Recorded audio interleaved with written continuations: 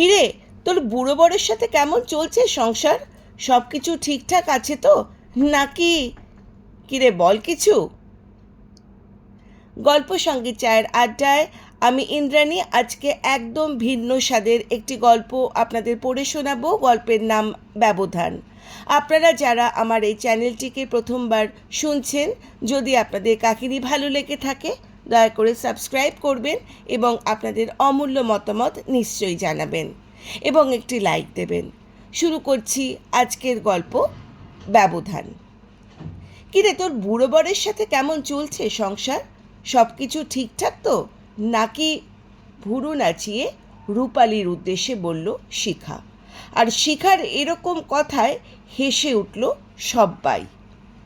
আড্ডার মাঝখানে শিখার এইরকম কথায় চমকে ওঠে রূপালী। অসমাপ্ত কথা দ্বারা কি বলতে চেয়েছে সে, সেটাই বোঝার চেষ্টা করছে। মানেটা বোঝে চোখে মুখে কাঠিন্য ভাব দেখা দিল তার। হাসতে হাসতে রত্না বলে ওঠে, আরে ওর বর তো ঘুণে ধরা কাঠের মতো। বাইরে থেকে ওরকম সুন্দর মনে হলেও আসলে ভিতরে ঘুণে খেয়ে ঝাঁঝরা করে ফেলেছে। ঠিক বললাম তো রে রূপালী? আবারও হাসির ঢল পড়ে। চোখ বন্ধ করে সবার কথা হজম করছে রূপালী।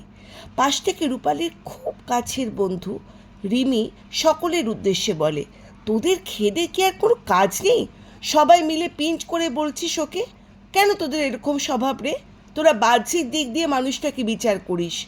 শিখা ওকে থামিয়ে দিয়ে বলল, তোরা তো জ্বলছে কেন রে? আর রূপালী, তোকে তোর বুড়ো বর সুখ দেয় তো? You know what I mean. Rupali ভেবেছিল সে কোনো উত্তর দেবে না, কিন্তু শেষের কথায় আর চুপ থাকতে পারল না। আজকে যদি কিছু না বলে তাহলে এদের মুখ কোনো দিন আর বন্ধ করা যাবে না, আর এরাও পেয়ে বসবে। তারপর বলে, সুখ দেয় কি দেয় না সেটা দেখার জন্য আমার বাড়িতে চলে আসিস, একদম নিজের চোখে দেখে যাস। একজন 36 বছর পুরুষ যদি বুড়ো হয় তাহলে আমার বর বুড়োই, তাতে তোদের এত টেনশন কেন ঠিক বুঝতে পারলাম না। আমি এই মানুষটাকে নিয়ে সুখী, কারণ সে আমার ওপর পুরুষত্ব জাহির করে না। তার প্রায়োরিটি লিস্টে সবার ওপরে আমি। আমার অসুস্থতায় সে বিচলিত হয়ে পড়ে, তার সাথে সংসার জীবনে আমি অসুখী হব? বাবা যখন ওনার সাথে বিয়ে ঠিক করেন আমি খুব রেগে গিয়েছিলাম, বলেছিলাম এ বিয়ে আমি করব না। বাবা আমার মাথায় হাত দিয়ে বলেছিল, কোনো বাবা তার সন্তানের খারাপ চায় না। বিয়ের পর তুই বুঝবি, একটা একটা খাঁটি মানুষের হাতে তোকে তুলে দিয়েছি, বুঝলি? আসলে সে খাঁটি না হলে প্রথম রাতে যেখানে সব পুরুষ নিজের কর্তৃত্ব ফলায়, সেখানে সে আমার হাত ধরে বলেছিল, আমার আর তোমার বয়সে পার্থক্য 14 বছর। জানি এটা তোমার মানতে কষ্ট হবে। আমি তোমার অনুমতি ব্যতীত স্পর্শও করব না। তবে একটা কথা মাথায় রেখো, আমি থেকে শুরু করে এই পুরো সংসারটাই তোমার।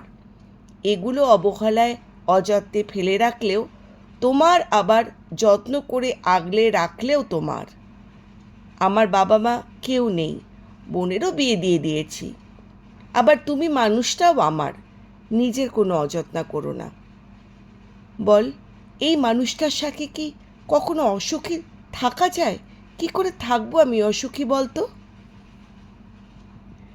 বিশেষ দিনগুলোতে আমার ব্যথিত মন দেখে সেই পুরুষ বিচলিত হয়ে পড়ে, সারা রাত বুকের সাথে মিশিয়ে রাখে, মাথায় হাত বুলিয়ে দেয়, বিভিন্ন কথা বলে আমার মনোবল বাড়ানোর জন্য।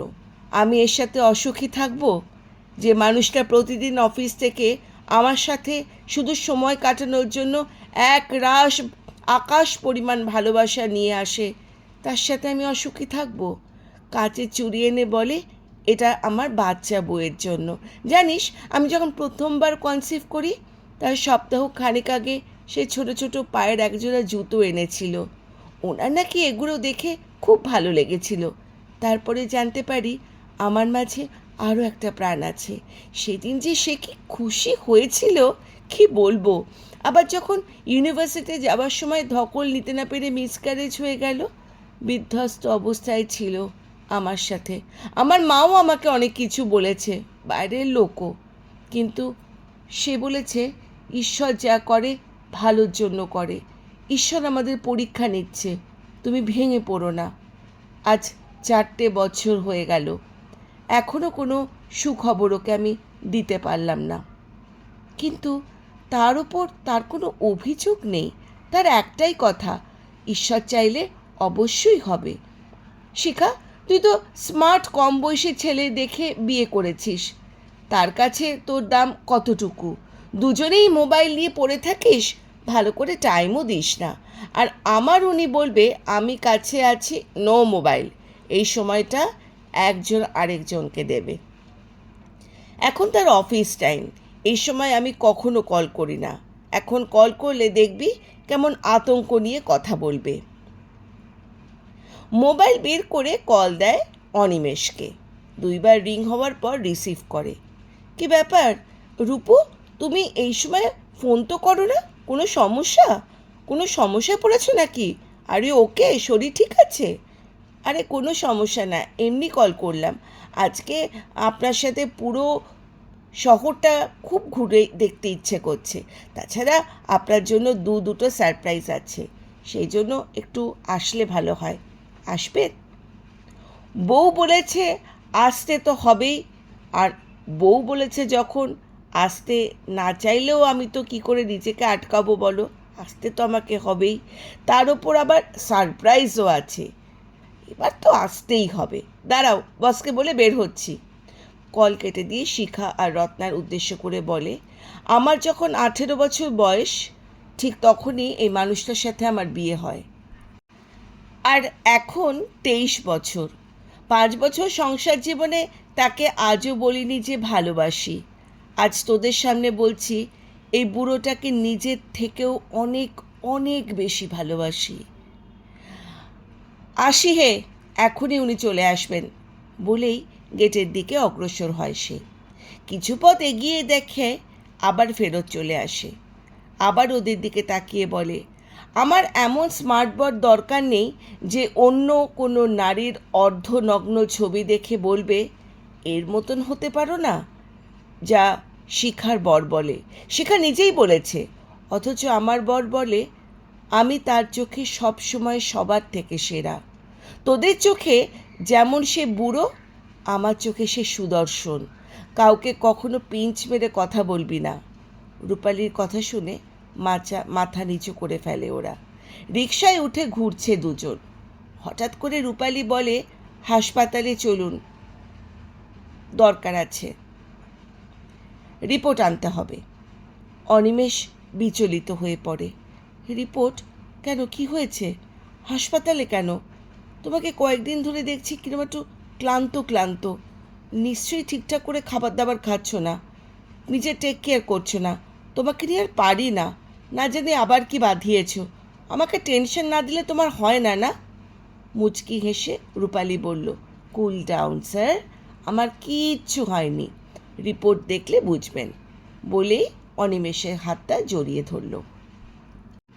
ডাক্তারের সামনে বসে আছে দুজন। অনিমেষের শরীর ঘেমে যাচ্ছে টেনশনে। তখনই ডাক্তার মুচকি হেসে বলল, কনগ্র্যাচুলেশন, আপনাদের দুজনকেই রিপোর্ট একদম পজিটিভ। রূপালী চোখে মুখে আনন্দে দিয়ে বলল, কি তাই? সত্যি বলছেন? আমি আগেই এটাই ধারণা করেছিলাম, তারপরও শিওর হওয়ার জন্যই টেস্টটা করলাম। উফ, thank you so much doctor. আমি দিনটার জন্য অনেক দিন অপেক্ষা করছিলাম। আমি যে কি খুশি। কি তাকিয়ে আছো কেন অমন করে? তুমি কিছু বুঝতে পারছো না? তাদের দুজনের কথা উপর শুনে যাচ্ছে অনিমেষ। রূপালীকে বলে, আমাকেও শোনাও, কি পজিটিভ এসছে, টেনশন হচ্ছে তো আমার। রূপালী কিছু বলে না, রিপোর্টটা তার দিকে এগিয়ে দেয়। রূপালীর রিপোর্টটার দিকে কিছুক্ষণ তাকিয়ে বসে থেকে উঠেও চলে যায় সে। ডাক্তার রূপালীকে বলে, কি ব্যাপার, অনিমেষ বাবুকে খুশি হলেন না আপনি যে প্রেগনেন্ট এটা জেনে? আসলে কি জানেন তো, মানুষ যখন অনাকাঙ্ক্ষিতভাবে বহুল প্রত্যাশিত কিছু পায় তখন অনুভূতি প্রকাশ করতে পারে না। ওনারও সেই অবস্থা হয়েছে। আসি তাহলে। রূপালী হাসপাতালে করিডোরে গিয়ে দেখে অনিমেষ দেয়ালের দিকে তাকিয়ে কান্না করছে। সে অনিমেষকে চিমটি কেটে বলে, বুড়ো বয়সে এমন টিনেজারদের মতন কান্না করলে চলবে? এখন যে বড় দায়িত্ব নিতে হবে, কান্না টান্না থামাও। অনিমেষ রূপালীকে জাপটে ধরে বলে, এই সারপ্রাইজের কথা বলছিলে? রূপালী বলল, আরে আরে, করে কি এই মানুষটা? দেখছে, সবাই দেখছে, ছাড়ো। আরে আমাকে ছাড়বে তো, তবে তো বলবো। দেখলে দেখুক, আমি আমার কি নিজের বউকে জড়াতেও পারবো না? আমি কি অন্য কারো বউকে জড়িয়ে রয়েছে নাকি যে ভয় পাবো? আমি আমার বউকে ধরেছি। এখন বলো, এটাই কি ওই সারপ্রাইজটা ছিল?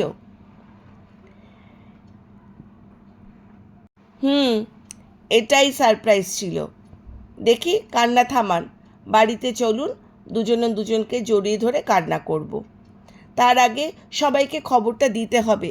বাবা মা জানলে যে কি খুশি হবে জানেন। আর আর রাহা তো পাগলই হয়ে যাবে, আর তার ভাই, সবাই খুব আনন্দ পাবে। আর একটা সারপ্রাইজ কী আছে বলেছিলে?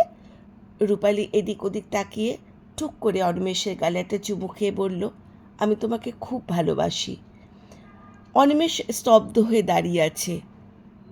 রূপালী আঙুলের ভাঁজে তার আঙুল রেখে বলে, এই মানুষটাকেই আমি ভালোবাসি। কখনো বলিনি, মুখে না বললেও আজ বলছি, আমি তোমাকে খুব ভালোবাসি। I love you.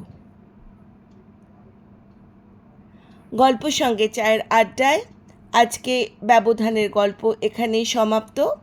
আপনাদের কেমন লাগলো আপনারা আপনাদের অভিমত নিশ্চয়ই জানাবেন, এবং গল্প সঙ্গে চায়ের আড্ডার সাথে থাকার জন্য ধন্যবাদ।